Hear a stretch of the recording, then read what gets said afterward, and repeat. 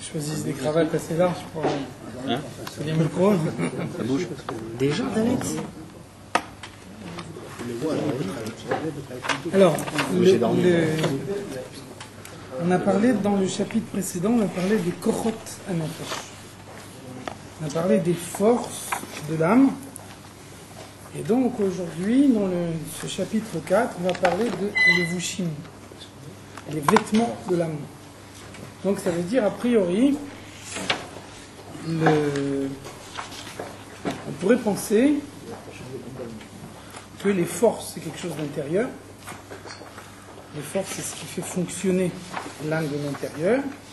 Les levushim, comme leur nom l'indique, c'est quelque chose d'extérieur. Les vêtements, c'est ce qui recouvre l'âme de l'extérieur. Oui. Donc on pourrait penser qu'a priori les kochot sont plus importantes que les levushim. Les kochot participent plus directement au fonctionnement de l'âme. Alors dans la pratique, on va s'apercevoir, on va nous expliquer ici que bien que effectivement les levushim sont extérieurs, en réalité la contribution des levushim dans le fonctionnement de la personnalité, elle est plus importante que celle des kochot. Alors d'abord on va essayer de définir. Qu'est-ce que c'est le levush? Un vêtement, au-delà du fait que le vêtement c'est ce qui sert à couvrir le corps, le vêtement c'est aussi un moyen d'entrer en communication avec son environnement. Même si on dit en français l'habit ne fait pas le moine, on s'aperçoit que dans la pratique l'habit fait quand même le moine. Ça veut dire qu'il y a toujours une adéquation de l'habit avec la situation dans laquelle on est. Bien sûr. Et bien que de la façon dont quelqu'un est habillé, ça vous donne quand même un a priori sur la manière de le considérer. De la même façon, vous voyez bien qu'on n'est pas habillé de la même façon Shabbat et dans la semaine, on n'est pas habillé de la même façon si on fait un travail salissant ou si on fait un travail qui n'est pas salissant, etc. Donc ça veut dire que le vêtement, c'est finalement l'intermédiaire entre la personnalité et ce qui est extérieur à cette personnalité. Donc retenez que les kochot, c'est le fonctionnement interne de l'âme. Les levushim, c'est ce qui permet à l'âme d'entrer en communication avec quelqu'un d'autre. Alors qu'est-ce que c'est les levushim? Il y en a 3. Marshava, dibur ou maaseh. La pensée, la parole et l'action. Donc la pensée, a priori on pourrait penser, la pensée, c'est pas un moyen de communication. Parce que la pensée, elle est interne. Quand quelqu'un pense à une certaine idée, on ne peut pas sonder les pensées de quelqu'un. Alors en fait, le premier niveau de la communication, c'est d'arriver à communiquer avec soi-même. Donc la pensée, c'est communiquer avec soi-même, et ça s'appelle déjà communiquer. Alors, il y a une erreur qu'on fait souvent, c'est qu'on confond le raisonnement avec la pensée. Le raisonnement et la pensée, c'est deux choses différentes. Les pensées, c'est ce qui permet de raisonner concrètement. Le raisonnement, c'est une force intellectuelle. La pensée, c'est une succession de pensées qui va permettre de construire un raisonnement. Et donc, il faut bien distinguer la compréhension des pensées. La preuve que la compréhension et les pensées, c'est deux choses différentes. Imaginez qu'on vous demande de construire un raisonnement dans une langue qui n'est pas votre langue maternelle. Donc vous voyez bien que la force de raisonner, elle n'est pas attachée avec une langue. On comprend quelque chose d'une certaine façon, c'est-à-dire qu'on a enregistré un certain nombre d'informations et puis ensuite on raisonne en fonction des informations qu'on a enregistrées. Donc là, il n'y a pas une langue qui intervient. Par contre, au moment où on essaye de formaliser l'idée dans son esprit, Là, chacun pense dans la langue qui lui est la plus familière. Ça veut dire que si on vous oblige à penser en anglais, à ce moment-là, même si vous arriverez finalement au même raisonnement, à la même conclusion, ça va vous prendre beaucoup plus de temps. Ça veut dire que finalement, de la même façon que dans la parole il y a des mots, dans la pensée aussi il y a des mots. La parole, elle est toujours dans une certaine langue. La pensée, elle est également dans une certaine langue. Donc ça veut dire qu'un homme, il a en lui un certain potentiel intellectuel et il a besoin de le formaliser comme s'il voulait se parler à lui-même. Et c'est ça, la pensée. C'est pour ça que la pensée, elle s'appelle également le vouch, un vêtement. Ça veut dire une technique dont l'homme dispose pour entrer en communication avec lui-même. Ensuite, donc une fois que on a pensé, alors après, dans un second temps, le moyen d'entrer en communication avec quelqu'un, c'est la parole.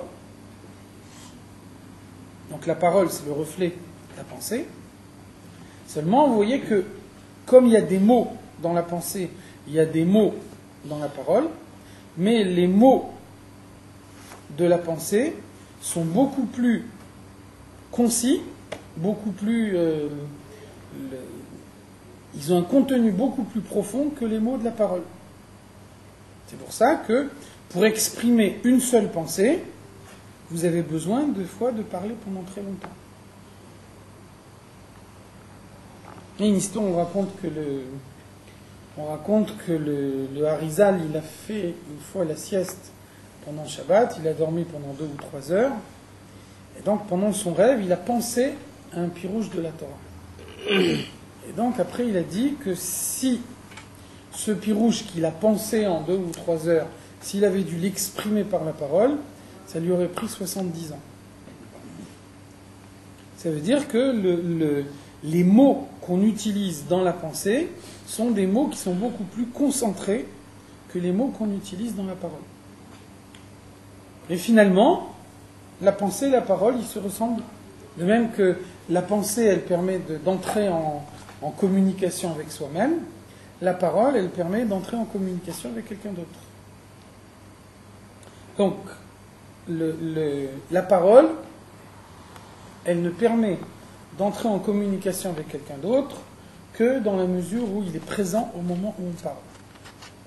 La parole, elle s'envole, donc on ne peut parler qu'à quelqu'un qui est physiquement présent au moment où je parle. S'il arrive une seconde après que j'ai fini de parler, il n'entendra rien du tout. Donc le troisième moyen de communication qu'on peut avoir avec quelqu'un d'autre, c'est l'action. Donc l'action, à la différence de la parole, l'action c'est un changement durable qui est fait dans le monde. L'action, elle permet de transformer quelque chose qui se passe matériellement. Et donc lorsque quelque chose a été transformé, même après que l'homme se retire, on voit de quelle manière le monde a été transformé en fonction de l'action qui a été faite.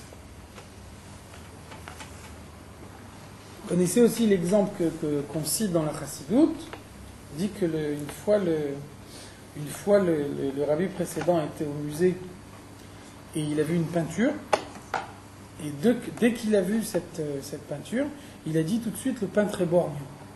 Le peintre qui a fait cette peinture, il est borgne. Donc ça veut dire, on pourrait penser, quelqu'un qui est borgne, c'est quelqu'un qui n'a pas la notion du relief. C'est le fait de voir avec 2 yeux qui permet d'avoir du relief, alors que quand on regarde avec un seul œil, on voit tout plat. Donc évidemment, le peintre, il représente dans son tableau ce qu'il voit. Si lui, ce qu'il voit, c'est quelque chose de plat, donc il représente quelque chose de plat. Alors donc, ce que le rabbin nous dit en réalité, c'est plus profond que ça. Ce n'est pas uniquement une retranscription dans la peinture de ce qu'il a vu avec ses yeux, c'est que la peinture, c'est une action concrète. Une action concrète, c'est quelque chose qui marque le monde. La preuve, c'est que quand le peintre est mort, sa peinture, elle continue à exister. Donc ça veut dire le fait que toute sa vie, il a eu une vision du monde qui venait d'un seul œil, ça fait qu'au moment où il communique avec le monde, alors il peut communiquer qu'en fonction de ce qu'il possède lui-même. Donc quand on lui demande de dessiner la réalité, il peut dessiner la réalité qu'en étant plate. Il n'est pas capable d'introduire la notion du relief. Donc c'est ça ce que ça veut dire communiquer. Communiquer, ça veut dire donner à quelqu'un d'autre quelque chose de la façon dont soi-même on le perçoit. Donc lui, il percevait la réalité de cette façon-là, donc il la retransmet aux autres de la même façon. C'est en ça que les levushim sont des moyens de communication.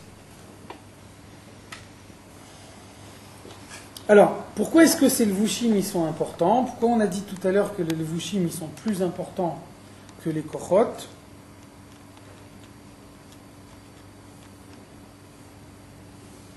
C'est parce que on a vu au premier chapitre la différence entre un tzaddik et quelqu'un qui n'est pas un tzaddik. Un tzaddik, c'est quelqu'un qui n'a que le bien dans sa personnalité. Celui qui n'est pas un tzaddik, c'est celui qui a dans sa personnalité et du bien et du mal. Alors donc finalement, on peut se poser la question, si quelqu'un a du mal dans sa personnalité, alors comment il peut faire pour se préserver de la faute? Comment il peut être sûr de bien agir en permanence? Le mal, il est en lui, il est une partie de lui. Donc est-ce qu'il peut le protéger et faire qu'au moment où il arrive, au moment où la faute se présente à lui, il puisse faire le bon choix? Alors c'est là que les levushim interviennent. Parce que le mal que l'homme a en lui de manière naturelle, c'est uniquement le mal dont il a besoin pour que le libre arbitre soit respecté. Ça veut dire que s'il sait utiliser ces levushim de la façon qu'il faut, à ce moment-là, il n'introduit pas en lui plus de mal que ce qu'il avait au moment de la création. Quoi les moyens de communication qu'il a avec l'extérieur? C'est les pensées, les paroles et les actions. Donc s'il a des mauvaises pensées, s'il dit des mauvaises paroles, s'il fait des mauvaises actions, de cette façon-là, il va introduire dans sa personnalité plus de mal que ce qu'il avait à l'origine. Donc là, il y a un déséquilibre, et c'est là qu'il peut être conduit à faire la faute. Par contre, si les levushim sont verrouillés, à ce moment-là, le mal, il ne peut pas rentrer. Donc comme le mal, il ne peut pas rentrer, il a juste le mal qu'il a en lui de façon naturelle, et à ce moment-là, il est préservé de la faute. C'est pour ça qu'on dit dans Pirkei Avot, Ayin roa ve'alev chomed. L'œil voit, et le cœur, il a envie. Ça veut dire, si on savait tourner le regard et ne pas regarder ce qu'il ne faut pas regarder, à ce moment-là, il n'y aurait pas d'envie dans le cœur. L'envie, elle n'est pas naturelle, ce n'est pas quelque chose qui fait partie de la personnalité de l'homme. C'est que l'homme, il a été regardé quelque chose qu'il ne devait pas regarder. Donc là, il a eu un stimulus qui est rentré en lui, qui lui ajoute quelque chose de négatif qu'il n'aurait pas eu s'il avait su tourner ses yeux. Donc c'est ça toute l'importance des levushim. Si on sait verrouiller les levushim de la façon qu'il faut, alors à ce moment-là, on se préserve du mal qui vient de l'extérieur. Par contre, lorsque les levushim ne sont pas verrouillés, alors à ce moment-là, il y a quelque chose qui peut venir de l'extérieur, avec le déséquilibre qui en découle dans la personnalité. Dernier point également qu'il faut dire dans la définition, bien que un homme il est condamnable uniquement sur ses actes, dans la construction morale de la personnalité, une pensée, une mauvaise pensée, elle fait beaucoup plus de dégâts qu'une mauvaise action. Pourquoi ? Parce que la pensée, elle s'appelle levush hameuchad, le vêtement qui est unifié avec l'homme. Ça veut dire, vous voyez bien que on peut très bien faire une action en ayant la tête ailleurs. Ça veut dire que l'action, c'est une mauvaise action, mais au moment où on fait cette mauvaise action, on pense à autre chose, et on agit uniquement machinalement. Donc celui qui fait une mauvaise action de cette façon-là, il est condamnable. Le principe de la halakha, on dit « En lo le dayan et la mashe'ena vro'ot ». Le dayan, le juge, peut se baser uniquement sur ce qu'il voit de ses yeux. Donc lui, qu'est-ce qu'il voit de ses yeux? Quelqu'un qui a mal agi, s'il a mal agi, il est condamnable. Donc il n'a pas à se poser la question, est-ce qu'il a mis tout son cœur dans la faute? Est-ce que au moment où il le faisait, il pensait à autre chose? Tout ça, c'est des critères qui n'entrent pas en compte dans la halakha, parce que on n'est pas capable de rentrer à l'intérieur de la personnalité de l'homme. Il y a un passage qui dit Adam yire la enaim ve'Hashem yire le levav. Un homme, il voit ce qu'il voit avec ses yeux, et c'est uniquement Dieu qui peut sonder le cœur. Dieu, il peut savoir ce que quelqu'un a dans son cœur, son degré de sincérité, etc. Un homme, il n'est pas capable de mesurer le degré de sincérité de quelqu'un d'autre. Donc, ça veut dire qu'on est obligé de regarder ce qu'on voit concrètement avec ses yeux. Et donc, c'est possible qu'un homme ne s'investit pas complètement dans ce qu'il fait. Malgré tout, dès l'instant où il le fait, il est condamnable. Alors, vous voyez que d'un côté, celui qui va faire une mauvaise action, il est condamné par le Beit Din, et en même temps, dans la mesure où, au moment où il faisait cette mauvaise action, il pensait à autre chose, ça veut dire qu'à contrario, l'influence négative que cette mauvaise action elle va avoir sur sa personnalité, elle va rester réduite. Par contre, quelqu'un qui a une mauvaise pensée, on ne peut pas condamner quelqu'un pour une mauvaise pensée. C'est uniquement une mauvaise action qui est condamnable par le Beit Din. Par contre, quelqu'un qui a une mauvaise pensée, cette mauvaise pensée, il va la ressasser dans son esprit, et ça, ce sera beaucoup plus dommageable à sa personnalité. C'est ça qu'il faut bien comprendre, c'est pas évident énoncé comme ça. La mauvaise action, elle est condamnable par le Beit Din, et en même temps, au niveau de la personnalité, elle peut avoir un effet négatif beaucoup plus réduit. La mauvaise pensée, elle n'est pas condamnable par le Beit Din. Aucun Beit Din ne condamnera quelqu'un pour avoir une mauvaise pensée. Et néanmoins, la mauvaise pensée, elle est beaucoup plus destructrice au niveau de la personnalité. Elle introduit le mal, elle incruste le mal beaucoup plus profondément dans la personnalité. Vous voulez dire quelque chose? Moi, je vais vous poser une question. Quand vous dites le Beit Din, c'est-à-dire qu'au moment où on a une mauvaise pensée, c'est pas condamnable par le Beit Din, mais c'est condamné par un cas de concrètement ou pas? Alors on verra, c'est sûr. On m'a dit tout à l'heure, Hachem iré le levav, Dieu il sait ce qu'il y a dans le cœur de l'homme. Simplement, Torah lo bashamayim. La Torah elle est fixée en bas dans le monde, ça veut dire avec les règles du monde. Avec les règles du monde. Tant qu'un homme il est en bas dans le monde, aucun Beit Din du monde ne pourra le condamner pour avoir une mauvaise pensée. Il n'empêche que cette mauvaise pensée, elle introduit le mal beaucoup plus profondément en lui qu'une mauvaise action. Mais la mauvaise action en elle-même, on est pleinement conscient quand on fait une mauvaise action. Pas toujours. Évident. Pas toujours. Tu fais jamais quelque chose de machinal. Tu fais une action machinalement et tu as la tête ailleurs. On peut très bien avoir une habitude qui fait qu'on est capable de faire une action de façon parfaite en ayant la tête complètement ailleurs. Y compris la tefila, y compris Mefrafili, beaucoup de choses. C'est un sens là quand vous comparez une avec des décès plus dommageables dans le corps. C'est un sens où quand on a mis en pratique l'action liée à la mauvaise pensée. Non, pas du tout. Alors, Indépendamment d'action, uniquement la pensée elle-même.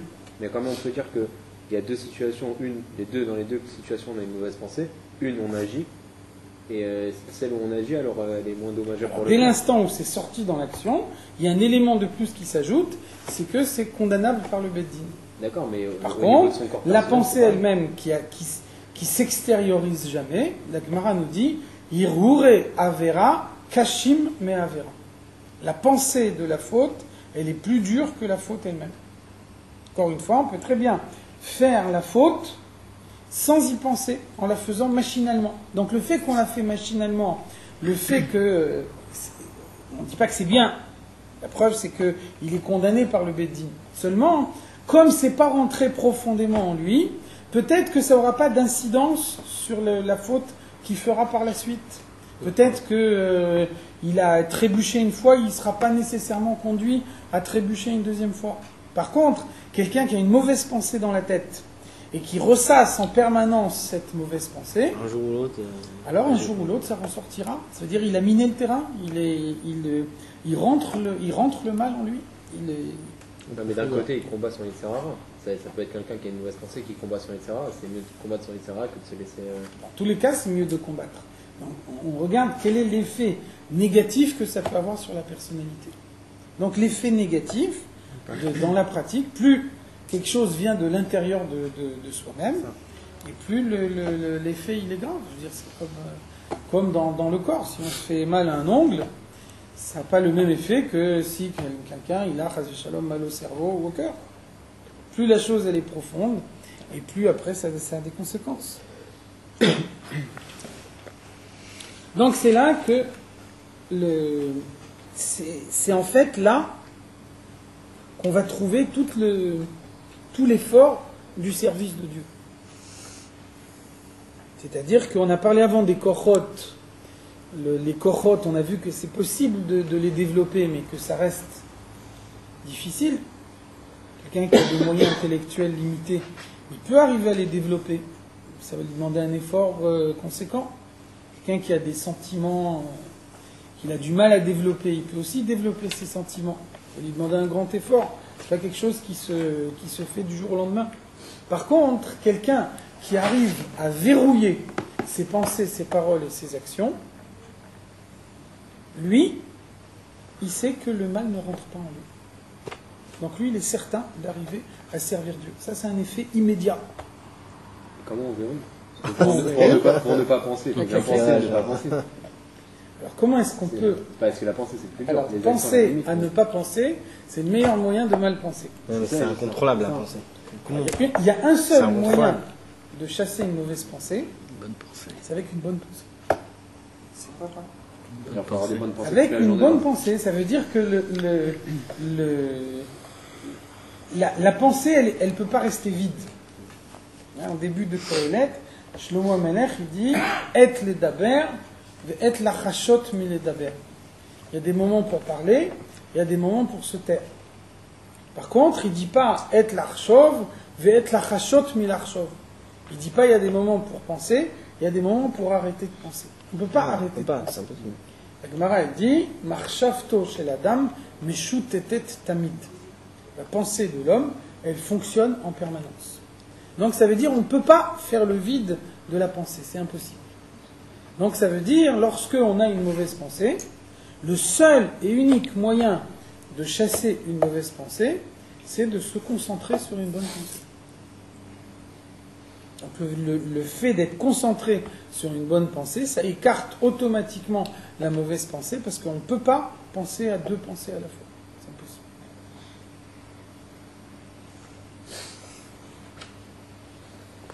Donc ça, ce qu'on va voir ici, donc ça c'est important, ça veut dire que en fait, les levushim, malgré leur caractère de levouche, un levouche c'est quelque chose d'extérieur, un vêtement ça se jette et ça se remplace sans difficulté, en fait, ce sont les levushim qui sont la clé de tout le service de Dieu.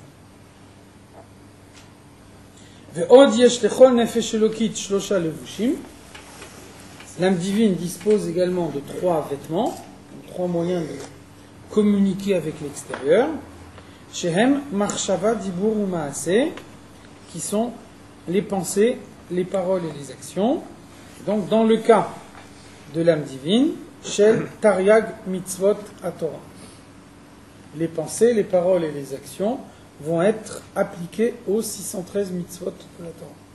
Donc, on a vu dans le premier chapitre qu'une Neshama, elle a terminé son birour une fois qu'elle a accompli les 613 mitzvot, une fois qu'elle a pleinement accompli les 613 mitzvot, donc cette Neshama, elle a terminé sa mission dans ce monde, et à ce moment-là, elle reste dans le Gan Eden, elle s'élève dans le Gan Eden jusqu'au moment de la venue du Mashiach, elle redescendra dans le monde. Donc pour ça, il faut qu'elle ait terminé les 613 mitzvot à la fois. Donc maintenant, on rajoute quelque chose de plus. Accomplir les 613 mitzvot, ça veut dire les accomplir par la pensée, la parole et l'action. Ça veut dire que dans toutes les mitzvot, quelles qu'elles soient, il y a toujours une dimension de pensée, il y a toujours une dimension de parole, il y a toujours une dimension d'action. Ça veut dire, même par exemple, dans les mitzvot qui sont des sentiments, l'amour de Dieu, la crainte de Dieu, vous voyez que par exemple, le Rambam, il dit, dans le guide du Zougaré, le Morin Vuchim, le Rambam, il nous dit que quand on voit de loin arriver une personne qu'on aime, à ce moment-là, on sent son cœur battre plus fort. Donc le Rambam, il nous dit, aimer Dieu, ça veut dire, au moment où je me concentre sur l'idée de l'amour de Dieu, je sens mon cœur battre plus fort. Donc vous voyez que même dans une mitzvah qui est un sentiment, on arrive à trouver aussi une action concrète. Même dans les mitzvot qui sont des actions concrètes, mettre les tefillin, il y a toujours une pensée qui l'accompagne. Je dois avoir la kavana que je suis en train d'accomplir une mitzvah, je dois avoir la kavana que parce que je suis en train de faire maintenant, je me rattache à Dieu. Et il y a également la parole, bien sûr, étudier les dinim de telle mitzvah, discuter, enseigner, poser des questions et apprendre tout ce qui est lié avec la mitzvah par la parole. Donc vous voyez que toutes les mitzvot, quelles qu'elles soient, elles ont toujours une dimension de pensée, une dimension de parole et une dimension d'action. Ça veut dire, le fait de remplir ses pensées, ses paroles et ses actions par les 613 mitzvot de la Torah, c'est refouler de sa personnalité toutes les autres influences qu'on pourrait avoir. C'est pour ça que, une fois qu'une neshama a accompli les 613 mitzvot par la pensée, par la parole et par les actions, donc là, elle a pleinement accompli la mission qui lui est confiée dans le monde. Là, on n'attend rien de plus d'elle. Donc là, on parle bien de l'âme divine. Donc les levushim de l'âme divine, c'est ce qui permet de mettre en pratique les mitzvot. Chez Adam Mekayem B'Maaseh Kol Mitzvot Maasiyot. Donc dans l'action concrète, on va faire toute la partie physique, la partie matérielle de la mitzvah. Donc chaque mitzvah, elle a toujours un shiur matériel, elle a toujours une action concrète qui est liée avec la façon de la mettre en pratique.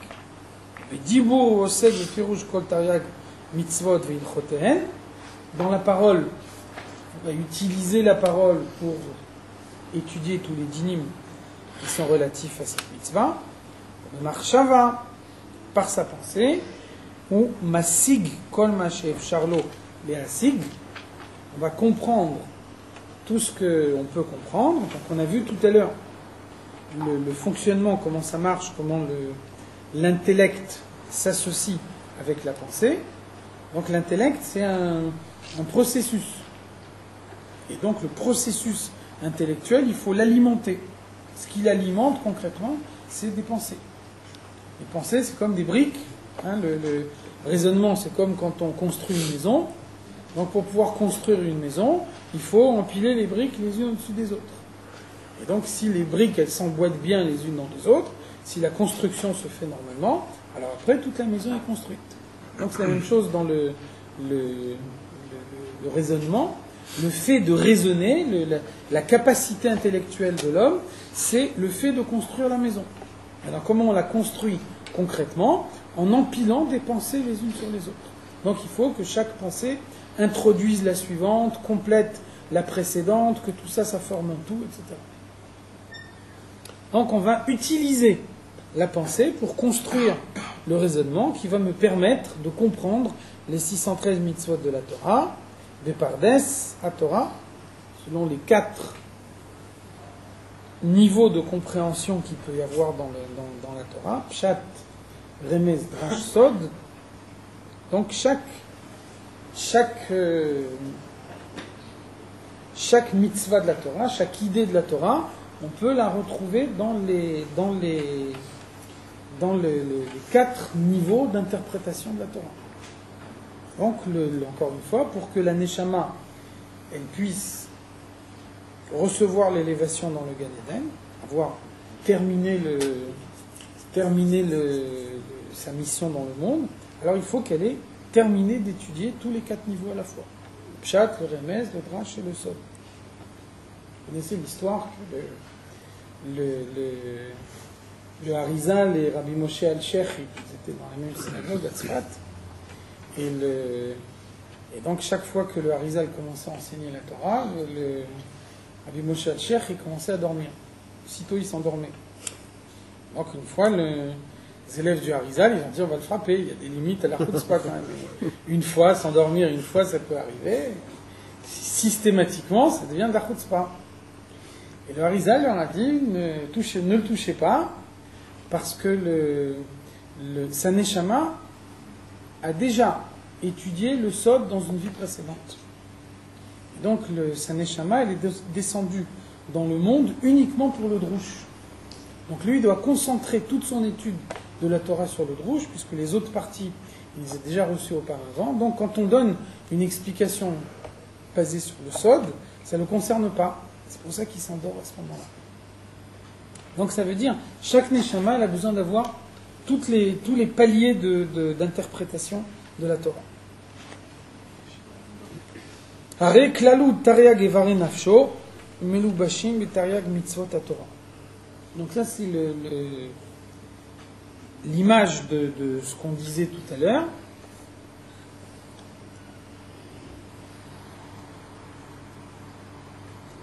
Il y a 248 positifs et 365 négatifs. 248 positifs, on les appelle Remach Evarim de Malka, 248 membres du corps de Dieu, c'est-à-dire 248 façons que Dieu il a de dévoiler sa lumière dans le monde, et ça fait qu'il y a 248 membres dans le corps de l'homme. Donc chaque membre du corps, il correspond à une certaine mitzvah, et quand on accomplit pleinement cette mitzvah, alors à ce moment-là, on dévoile dans le monde la lumière qui correspond à ce membre-là. Quand on a accompli toutes les 248 mitzvot à la fois, là les 248 membres du corps reçoivent leur élévation. Donc c'est valable physiquement, c'est valable aussi spirituellement. Il y a dans l'âme 248 membres spirituels. Lorsque on accomplit tous les 248 mitzvot par la pensée, par la parole et par l'action, alors à ce moment-là, les 248 membres de l'âme sont en bonne santé. Donc d'une part, pendant le moment que l'homme vit dans le monde, le fait que les membres de son âme sont en bonne santé, ça veut dire, comme on disait tout à l'heure, que c'est effectivement verrouillé. Qu'on ne laisse pas le mal qui est à l'extérieur rentrer à l'intérieur de la personnalité. Ensuite, deuxièmement, l'élévation de chaque partie de l'âme est réalisée. Donc l'âme, elle a accompli la mission qu'elle devait accomplir dans le monde. À ce moment-là, elle peut rentrer dans le Gan Eden. Elle n'a pas besoin de venir une autre fois pour compléter ce qui lui a manqué. De même, il y a 365 nerfs qui correspondent aux 365 négatifs. Donc de la même façon, il y a aussi des nerfs spirituels dans l'âme. Et quand on respecte les 365 négatifs, alors ces 365 nerfs sont en bonne santé également. Bepratout, plus précisément, Prinat Chabad Shebenafsho, on a dans son âme 3 forces de l'intellect, Chochma, Bina et Da'at. Donc si on veut les élever, il s'agit de forces intellectuelles. Comment on peut leur apporter l'élévation? Melou Bashot, Beasagat Torah, en les faisant fonctionner dans la compréhension de la Torah. Selon le principe qu'on a dit tout à l'heure, que la pensée, elle s'arrête jamais. Donc ça veut dire, ou bien on pense à une idée de la Torah, ou alors, si on ne pense pas à une idée de la Torah, on pense à quelque chose qui est extérieur de la Torah. Il n'y a pas de situation intermédiaire, puisque la pensée ne s'arrête pas. Donc c'est ou dans un sens, ou dans l'autre. Il n'y a pas de milieu. Chez Masig Bepardes, Kfi Cholet Asagato, Veshoresh nafsho lema'ala. Donc chacun va appliquer les forces de son intellect à son étude de la Torah, et de cette façon-là, il va comprendre les 4 parties de la Torah en fonction des moyens intellectuels dont il dispose, et ces moyens intellectuels dépendent de la source spirituelle de son âme. On a déjà vu dans le premier chapitre que toutes les neshamot, elles sont liées avec le corps d'Adam Arishon.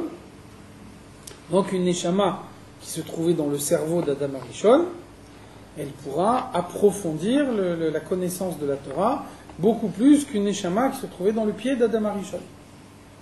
Donc c'est en fonction de la source spirituelle de l'âme et en fonction de son investissement personnel qu'on arrive à s'approfondir plus ou moins dans la connaissance de la Torah. Évidemment, la source spirituelle, elle a ici un rôle déterminant.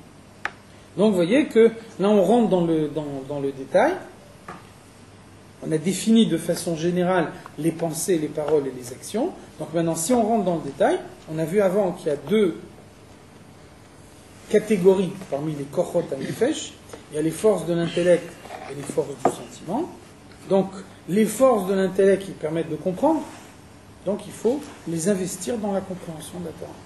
Il faut utiliser les pensées, les paroles et les actions pour pouvoir arriver à la connaissance la plus profonde de la Torah qui est possible en fonction de la source de son âme, en fonction des moyens dont on dispose, dans tous les paliers de compréhension de l'âme, pensée, parole et action, investis dans Pshat, Remes, Drash et Sod.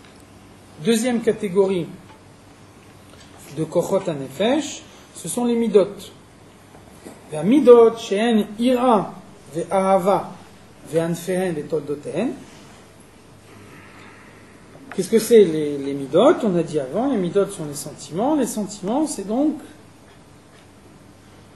une combinaison de crainte et d'amour. Donc on a vu déjà la dernière fois que l'intellect, c'est un processus interne, alors que le sentiment, c'est toujours envers quelqu'un. Il n'y a pas de sentiment dans l'absolu. Être bon dans l'absolu, ça ne veut rien dire. On est bon quand on peut exercer sa bonté envers d'autres personnes. Il n'y a pas de sévérité dans l'absolu. Un homme, il est sévère quand il peut exercer sa sévérité envers d'autres personnes. Si quelqu'un, il est sévère dans l'absolu, mais c'est Robinson Crusoe, il vit tout seul dans son île, même s'il a en lui une attirance vers la sévérité, concrètement, on ne va pas l'appeler un homme sévère. Parce qu'il n'a personne en qui il peut exercer sa sévérité. Donc vous voyez que, à la différence de l'intellect, une mida, elle s'éprouve toujours dans la relation avec une autre personne. Donc finalement, quand on entre en relation avec une autre personne, alors vous voyez bien que dans la relation avec l'autre personne, c'est binaire, il y a 2 possibilités. Je m'approche ou je m'éloigne. Pas d'autre possibilité. Je suis attiré, je m'approche. J'ai peur, je ne suis pas attiré, je me méfie, je m'éloigne. Donc ça, c'est les 2 sentiments premiers. Tous les sentiments qu'un homme peut avoir, autrement dit, toute la manière qu'un homme il peut avoir d'envisager sa relation avec d'autres personnes, c'est une combinaison d'amour et de crainte. C'est une combinaison de recherche de proximité et de recherche d'éloignement. Alors donc, il faut que j'arrive à déterminer quelle est la bonne combinaison. Quelle est la dose d'éloignement que je dois mettre dedans? Quelle est la dose de proximité que je dois mettre dedans? Qu'est-ce qui va me permettre de déterminer la bonne combinaison? Les pensées, les paroles et les actions. C'est avec ça que j'entre en communication avec l'autre. Donc c'est avec ces moyens de communication que je vais pouvoir déterminer la bonne formule. Des fois, ça peut prendre plusieurs fois. On n'a pas toujours tout bon depuis le premier coup. Des fois, on fait des erreurs et même l'erreur, elle permet de mieux comprendre. Donc ça veut dire finalement, à force d'avoir essayé plusieurs combinaisons, j'arrive à déterminer la bonne. Donc vous voyez que les midot, c'est mon approche de l'autre, Et mon approche de l'autre, c'est le degré de proximité et le degré d'éloignement que j'ai par rapport à lui. Donc, ira ve'ahava, la crainte et l'amour, ve'anfehen ve'toldoten. Anfehen, ce qui en découle, leurs branches, les toldoten et leur descendance. Anfehen, ça veut dire que, par exemple, on a vu comment Netzach, c'est une dérivée de Chesed. On a vu comment Hod, c'est une dérivée de Gvura. Ça, c'est Anfehen. Toldotehen, ça veut dire qu'on met plusieurs sentiments ensemble, et avec ça, on arrive à créer quelque chose de nouveau. Un sentiment qui est la combinaison de plusieurs sentiments premiers. Comme quand vous avez des couleurs premières, vous mélangez les couleurs. Donc, si on met un peu plus de rouge ou un peu plus de vert, ça va donner au final telle couleur ou telle autre couleur. Et selon qu'on force sur telle couleur ou sur telle autre couleur, ça va changer le résultat final. C'est exactement le même fonctionnement dans les sentiments. On va essayer de doser, on va rajouter un peu plus de crainte ou un peu plus d'amour, on va rajouter un peu plus d'éloignement ou un peu plus de proximité, et avec ça, ça va donner le sentiment qu'on éprouve concrètement. Melou bashot, bekiyuma mitzvot, bebaase ou bedibour. Donc ces sentiments, l'éloignement et la proximité, on va les introduire d'abord dans l'action concrète, ensuite dans la parole, chez Talmud Torah, chez Keneged Kulam. Donc la parole, c'est l'étude de la Torah. L'étude de la Torah, c'est ce qui alimente le sentiment. Le sentiment, il ne peut pas être un sentiment vide. Le sentiment, il doit recevoir quelque chose qui le nourrit. Donc avec quoi on nourrit un sentiment? On nourrit un sentiment avec la connaissance. Ça veut dire que la définition d'un sentiment, c'est qu'il est éphémère. Le sentiment, ça ne dure pas. Un jour, vous aimez telle chose, et puis après, un jour, vous dites « je ne peux plus supporter de manger ce truc-là ». Ça veut dire que le sentiment, du jour au lendemain, il peut se modifier. Ça ne veut pas dire qu'il y a quelque chose qui a provoqué ce changement. Ça veut dire que c'est la nature d'un sentiment d'être éphémère. Donc, quand il s'agit d'un sentiment du service de Dieu, l'amour ou la crainte de Dieu, alors on ne veut pas qu'il soit éphémère. Donc comment est-ce qu'on fait pour rendre stable un sentiment que par nature il ne l'est pas? Il faut l'alimenter. Comment on l'alimente? Par la connaissance. La connaissance, elle permet de voir à chaque fois les choses d'une façon différente. On étudie à chaque fois une nouvelle explication, une nouvelle manière de voir les choses, et c'est ça ce qui alimente le sentiment.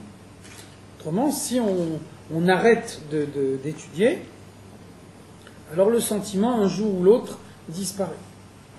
C'est ça que le Midrash dit, le Midrash rapporte les paroles de Dieu, il nous dit « Alvai oti azavu ve'et torati shamaru » Il dit « Je souhaite qu'au moment où il m'abandonne, qu'il n'abandonne pas ma Torah. » Et Rachid explique, il nous dit « She'amaor sheba machziro lemutav » Le luminaire qui est contenu dans la Torah, il peut ramener l'homme au bien. Quelqu'un qui s'éloigne du service de Dieu et qu'en même temps il s'éloigne de l'étude de la Torah, alors non seulement il s'éloigne de Dieu, mais il s'éloigne également de la possibilité de revenir. Par contre, quelqu'un qui s'éloigne du service de Dieu, quelqu'un qui fait les mitzvot moins bien qu'avant, mais il continue à étudier la Torah, continue à rentrer en lui des idées de la Torah, alors ça fait qu'un jour ou l'autre, ces idées de la Torah qu'il a rentrées en lui, ça va redévelopper les sentiments qui se sont atténués. Donc c'est pour ça, on nous dit ici, développer les midot, ça veut dire investir ses sentiments dans la pensée, la parole et l'action de la Torah. Qui a hava ishoresh kol remach mitzvah taseh, c'est l'amour qui va être à l'origine des 248 commandements positifs, puisque une mitzvah, c'est un moyen d'être proche de Dieu. On dit toujours dans la Chassidoute, mitzvah milachon safta vechibur. Étymologiquement, une mitzvah, c'est un lien. Donc ça veut dire, si j'aime Dieu et qu'on me dit la mitzvah, c'est un moyen de s'attacher à Dieu, donc j'aime Dieu, ça veut dire je recherche la proximité de Dieu. Chaque fois qu'une mitzvah se présente à moi et que je sais que cette mitzvah, c'est un moyen de s'attacher à Dieu, je vais la faire. Umimena enim shachot, c'est pas les sentiments que les mitzvot peuvent tenir, ou bil ada en lahen kium amiti. Et si on n'aime pas Dieu, si on n'éprouve pas les sentiments du service de Dieu, alors à ce moment-là, la mitzvah n'est pas accomplie de façon véritable. On va voir plus loin, on va y revenir. On va nous citer la Mishnah qui nous dit Nital agafea kshera. Si on prend un oiseau et qu'on lui coupe les ailes, alors le fait qu'on lui a coupé les ailes ne remet pas en cause sa cacheroute. Ça veut dire, on prend cet oiseau qui est amputé des ailes, on lui fait une shrita normale, l'oiseau il reste caché. C'est pas la halakha, en tout cas c'est comme ça c'est écrit dans la Mishnah. Donc le critère, c'est qu'un animal il devient taref à partir du moment où ce qui est atteint, c'est un membre vital. Donc les ailes ne sont pas un membre vital. Il faut bien qu'un oiseau à qui on coupe les ailes, il reste vivant. Néanmoins, bien que l'oiseau il reste vivant, à partir du moment où on lui coupe les ailes, il ne peut plus voler. Donc dans le Zohar, l'amour et la crainte de Dieu, on les appelle Trein Gatpin, les deux ailes. Donc ça veut dire quelqu'un qui accomplit une mitzvah sans amour et sans crainte de Dieu, il a fait un oiseau sans ailes. Donc l'oiseau, c'est un oiseau vivant, et en même temps, l'oiseau, il ne peut pas s'envoler vers Dieu.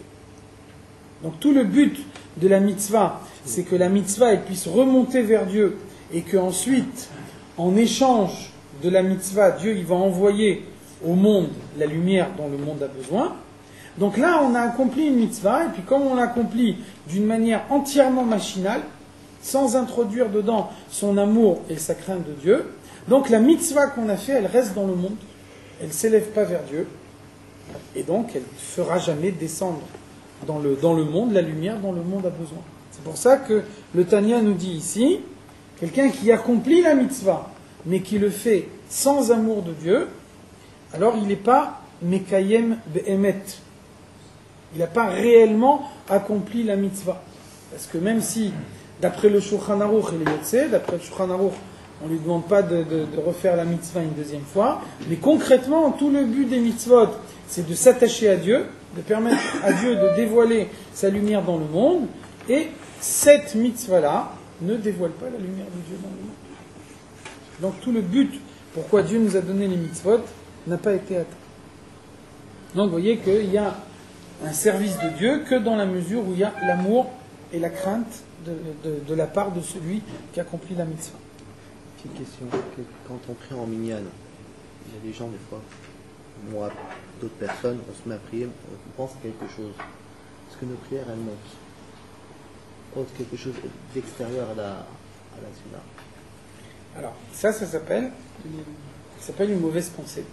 Ça, c'est exactement la définition de ce qu'on appelle marshava zara, pensée étrangère à la tefila. Et même plus encore. Dans la Chassidoute, on nous dit, marshava zara, ça peut être une idée de la Torah. Ça veut dire que j'étudie la Torah, j'étudie un passage de la Gemara, j'arrive pas bien à comprendre la Gemara. Donc après, je vais prier. Et puis au moment de la prière, je me dis, ah tiens, je comprends ce que la Gemara elle voulait dire. Ça s'appelle une marshava zara. C'est la Gemara. C'est que je me suis cogné la tête pendant 2 heures sur cette Gemara, je ne suis pas arrivé à la comprendre. Et juste maintenant, pendant que je suis en train de prier, là l'idée elle me vient à la tête et là j'arrive à comprendre. Alors ça s'appelle une marshava zara. Zara, ça ne veut pas dire ra'a. pas une mauvaise pensée, c'est une pensée étrangère. Ça veut dire étrangère, elle n'appartient pas à la tefila. Maintenant, je prie, et donc, une pensée qui n'est pas directement liée à la prière, elle n'a pas sa place dans la prière. Alors donc, on a dit tout à l'heure, on ne peut pas s'empêcher de penser. Donc la faute, c'est pas d'avoir une pensée étrangère à la tefila. Ça, c'est quelque chose qui peut arriver à tout le monde. La faute, c'est de la laisser s'installer. N'importe qui, même un Beinoni, il peut avoir une mauvaise pensée pendant la prière. Simplement, pourquoi il est Beinoni? C'est parce que dès l'instant où cette mauvaise pensée lui vient, immédiatement, il arrive à l'évacuer à l'extérieur. Il ne la laisse pas du tout s'installer dans sa personnalité. Donc, il est un Beinoni. Non, le Beinoni, il a du mal en lui, il n'est pas un tzaddik. Le mal qu'il a en lui, il est intact. Donc, c'est normal que le mal il puisse lui suggérer des mauvaises pensées. Mais en quoi il est un Beinoni? Par le fait qu'il repousse la pensée, il ne la laisse pas s'installer immédiatement. Dès qu'elle arrive, il l'évacue à l'extérieur. Donc c'est pour ça qu'on dit Sha'at Sluta, Sha'at Krava. Le moment de la prière, c'est un moment de combat. On se bat. Il peut y avoir à tout moment une mauvaise pensée qui arrive, et justement, quand on concentre l'âme divine sur des bonnes pensées, alors l'âme animale, elle essaye de se défendre, c'est logique. Donc plus on va se concentrer sur des bonnes pensées, et plus elle va essayer de détourner l'attention. Donc il faut se battre. C'est le but de la tefila. Comment ça se passe concrètement? Alors, on y reviendra plus en détail, mais donc retenez simplement les 4 étapes. L'amour et la crainte de Dieu, c'est donc 4 étapes. C'est amour inférieur, crainte inférieure, amour inférieur, amour supérieur, crainte supérieure. Donc la différence entre l'amour et la crainte, on a vu. L'amour, c'est un sentiment de proximité. La crainte, c'est un sentiment d'éloignement. Quelle est la différence entre inférieur et supérieur? Inférieur, c'est tout ce qui n'est pas fait pour Dieu lui-même, mais pour une autre raison. La crainte inférieure, ça veut dire je ne fais pas la Havera parce que j'ai peur de la punition. L'amour inférieur, ça veut dire je fais la mitzvah parce que je comprends que de cette façon-là, je vais recevoir la bracha. Donc tout ce qui n'a pas comme motivation directe la volonté de Dieu, ça s'appelle inférieur. Inversement, supérieur, ça veut dire s'attacher directement à Dieu. Donc l'amour supérieur, ça veut dire je sais que c'est la volonté de Dieu, donc je le fais.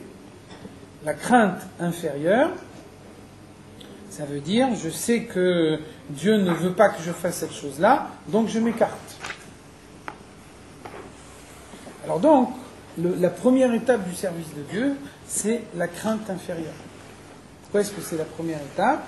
C'est parce que la crainte inférieure, c'est quelque chose que chacun a en lui de manière naturelle.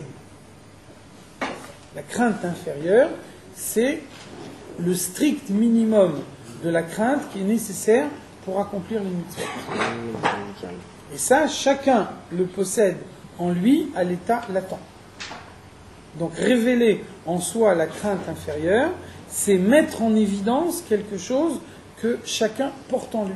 Donc à partir du moment où on ne demande pas de créer un nouveau sentiment que pour l'instant on n'a pas, on demande de révéler quelque chose qui est caché au fond de soi, alors c'est beaucoup plus facile, c'est beaucoup plus à la portée de tout le monde.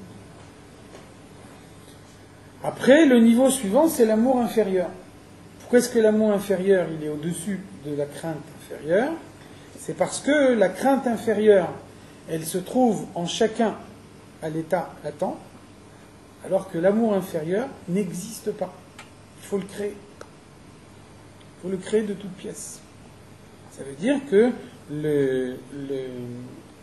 la crainte de Dieu, donc le fait de reculer devant quelque chose qui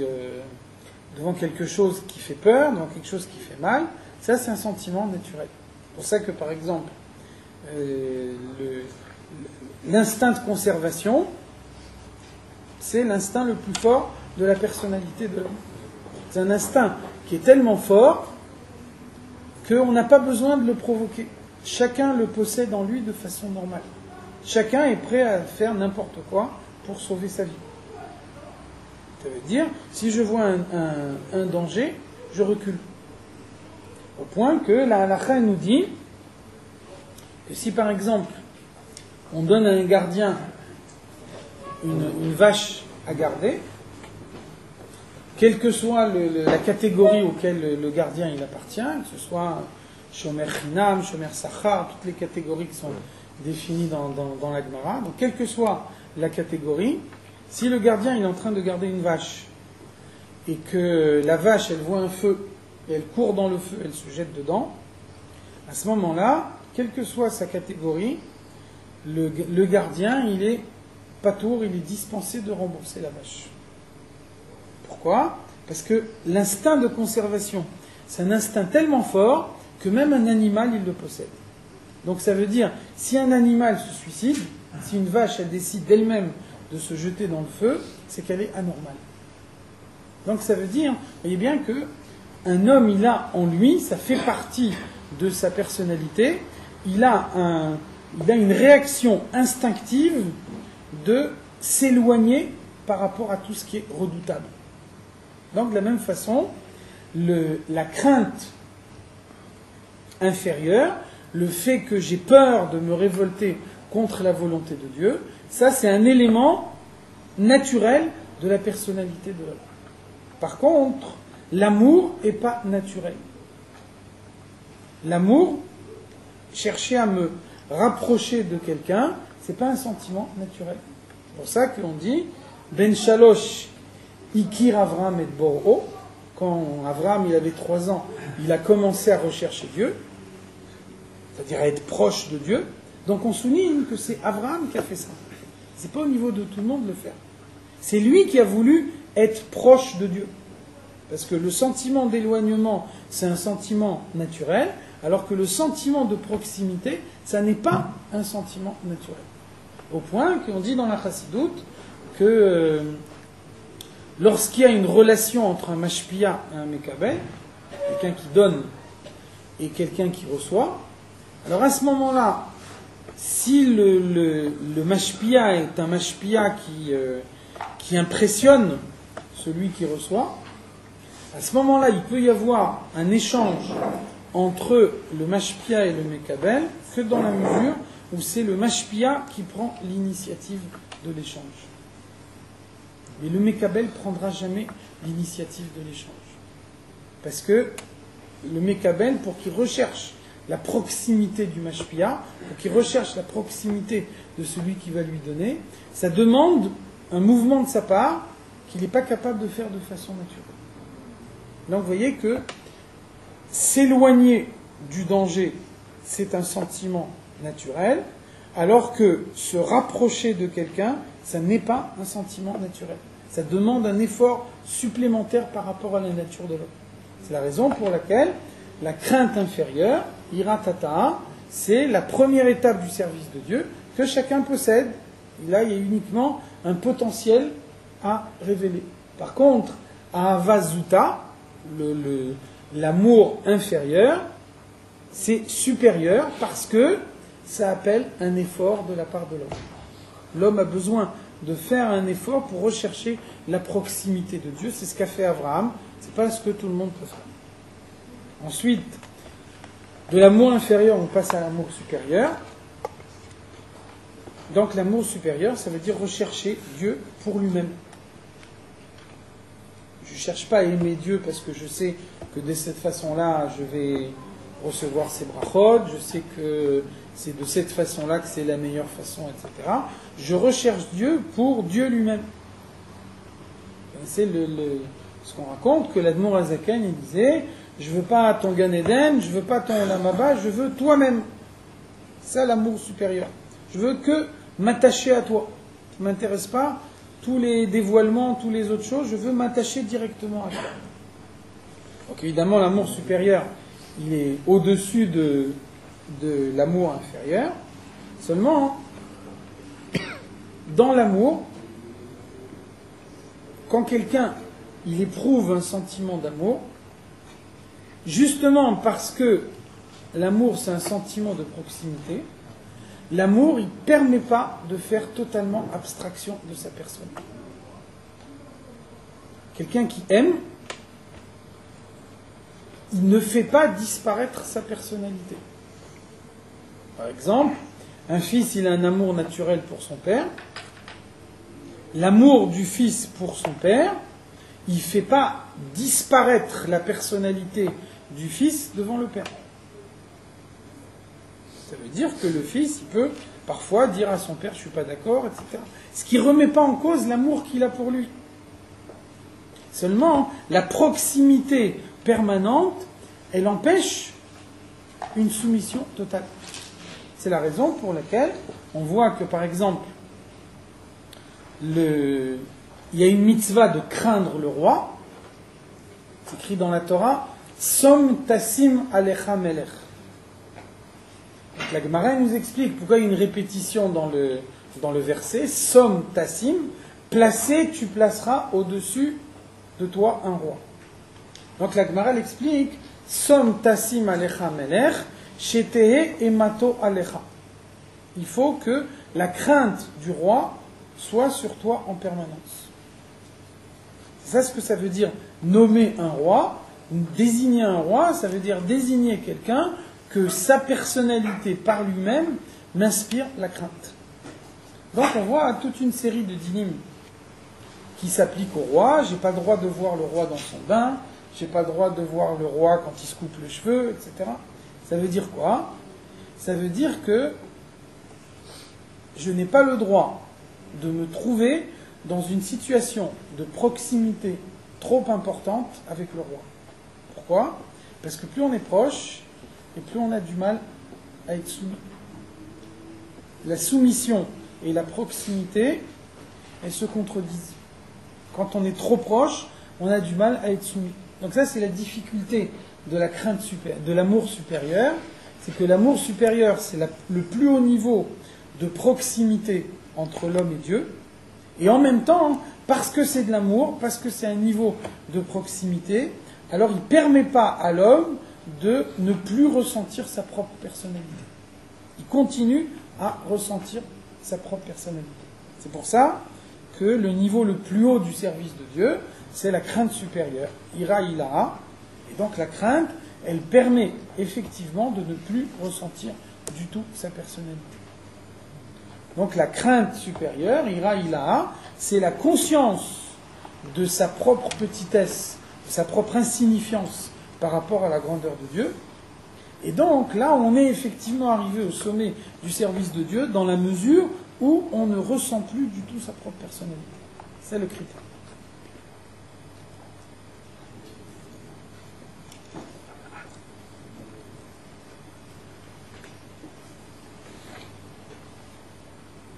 Donc, on ne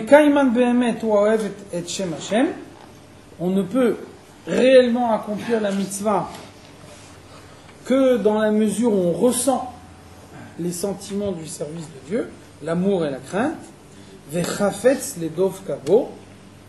et on a un désir de s'attacher à Dieu, sincèrement, par l'intermédiaire de la mitzvah.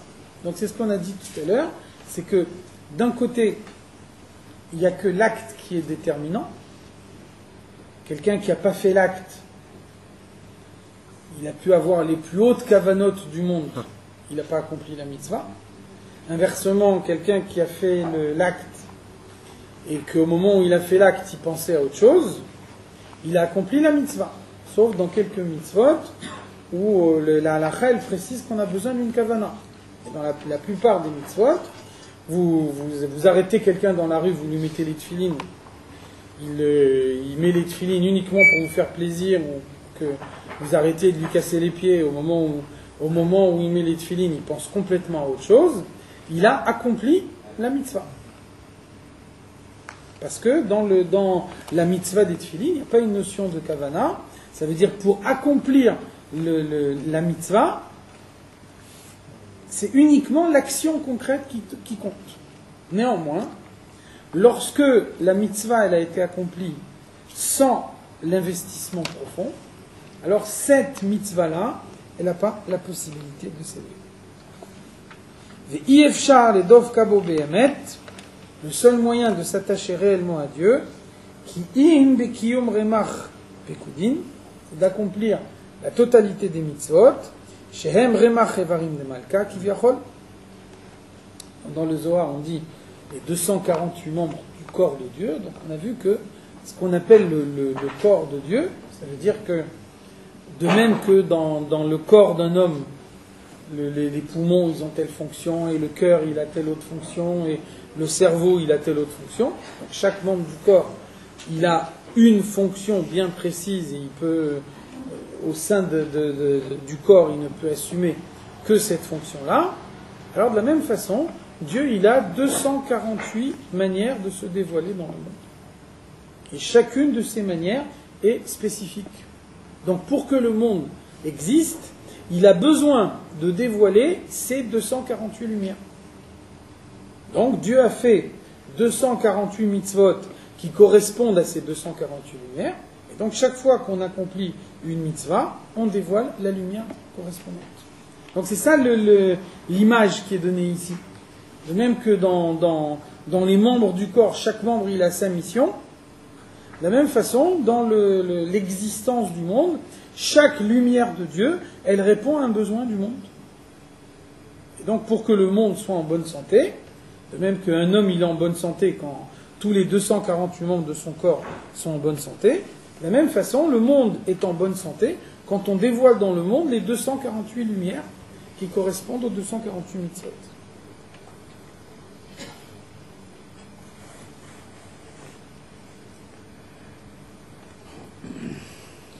Moshe Katou B'Makom Acher, donc comme on explique par ailleurs. Donc ça c'est valable pour l'amour. Là on a ici donc on a parlé avant des forces intellectuelles. Donc là on introduit les forces du sentiment. On a vu que les forces du sentiment c'est des dosages d'amour et de crainte. Donc là on a expliqué ce que fait l'amour. Donc l'amour c'est ce qui est à l'origine de l'implication profonde. C'est ce qui fait qu'on se rentre profondément dans ce qu'on accomplit. Donc même si, en se rentrant pas profondément dans ce qu'on accomplit, malgré tout on est yotzé de la mitzvah, on fait dans ce cas-là une mitzvah qui n'a pas la possibilité de l'élévation. Donc ça veut dire évidemment, la tchouva elle peut porter là-dessus aussi également. La tchouva ça peut être aussi un moyen d'apporter l'élévation à des mitzvot qui n'ont pas été accomplis de la façon qu'il fallait. Donc on ne dit pas que c'est irrémédiable, que c'est perdu définitivement, etc. Néanmoins, la mitzvah telle qu'elle est maintenant, tant qu'il n'y a pas eu de réparation, il s'agit d'une mitzvah à part entière, une mitzvah où le Shulchan Aruch nous dit qu'on a accompli la mitzvah, et néanmoins, cette mitzvah qu'on a fait, elle n'a pas la possibilité de l'élévation. Donc tout le but de la mitzvah, c'est de la remonter vers Dieu et qu'ensuite, en échange de cette mitzvah, Dieu il dévoile la lumière dans le monde. Cette mitzvah-là, elle ne monte pas. Et donc si elle ne monte pas, elle ne dévoile pas la lumière dans le monde. Donc ça veut dire investir son amour de Dieu dans la pratique des mitzvot. Et qu'est-ce que ça veut dire ici la pratique des mitzvot? Les pensées, les paroles et les actions. Donc là on a vu tout le processus qui correspond à l'amour. La semaine prochaine, on va parler de la crainte.